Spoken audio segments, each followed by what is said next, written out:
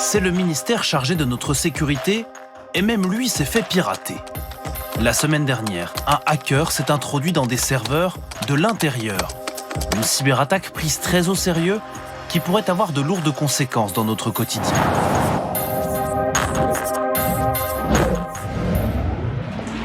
Tout est parti de Charente-Maritime jeudi dernier. Un média local révèle qu'un serveur d'un commissariat de police a été compromis.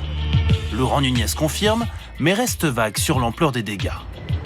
On ne sait pas encore, on n'a pas de traces de compromission grave, voilà, on investigue, et à la fois en judiciaire, et puis surtout on a renforcé notre niveau de sécurité, donc, et notamment les modalités d'accès au système d'information de tous nos agents ont été durcies. Immédiatement, les policiers ont pour consigne de changer tous leurs mots de passe et de redoubler de vigilance. Selon nos informations, le pirate est passé par une messagerie ressemblant à celle-ci. Un logiciel interne à l'État déployé en 2008, conçu à l'origine pour les préfectures, le ministère de la Défense ou l'Assemblée nationale. En exploitant une brèche, un groupe aurait ainsi mis la main sur des millions d'informations sensibles. C'est en tout cas ce qu'ils affirment sur le dark web. Et ils demandent une rançon. La France, pourquoi vous ne parlez pas des données de police auxquelles nous avons eu accès, comme le TAJ, le traitement des antécédents judiciaires ou le fichier des personnes recherchées? Et il y en a plus. Si ces pirates disent vrai, ils détiennent des données sensibles. Le fichier des personnes recherchées est une base des individus surveillés ou en fuite. Le TAJ, lui, contient aussi des profils de simples témoins ou de victimes dans des affaires judiciaires. Pour les victimes, c'est la double peine. Cette personne a été victime d'une affaire relativement grave, elle a été inscrite dans un TAJ, et demain, une personne peut lui faire le chantage et lui dire « je vais révéler aux yeux de tout le monde que vous avez été victime de tel fait, tel fait, tel fait ».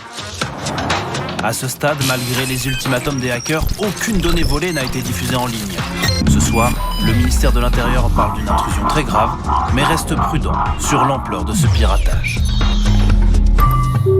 Une semaine après l'intrusion sur les serveurs du ministère de l'Intérieur, un suspect a été interpellé aujourd'hui à Limoges et placé en garde à vue.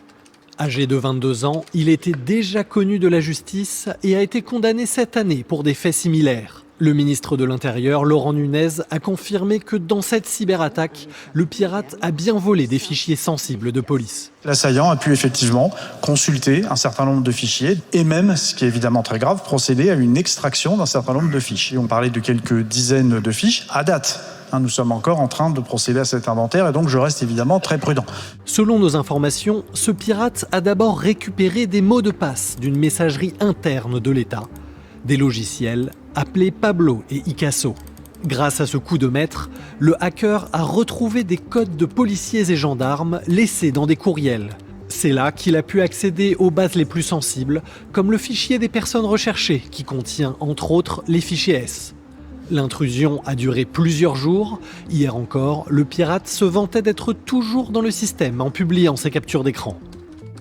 En attendant les résultats de l'enquête, les experts ont déjà une intuition. Ce sont bien des erreurs humaines qui ont fragilisé un système informatique géant et permis le piratage. Ça ne veut pas dire que l'État était mal préparé, ça veut dire que la cybersécurité c'est complexe, que c'est 300 000 fonctionnaires, le ministère de l'Intérieur, avec des zones décentralisées, des préfectures. Nous on doit défendre toutes les portes, les fenêtres, le toit, la cheminée en cette période de Noël. Et l'attaquant cherche un trou de souris, il suffit d'une erreur pour que lui rentre, donc c'est asymétrique.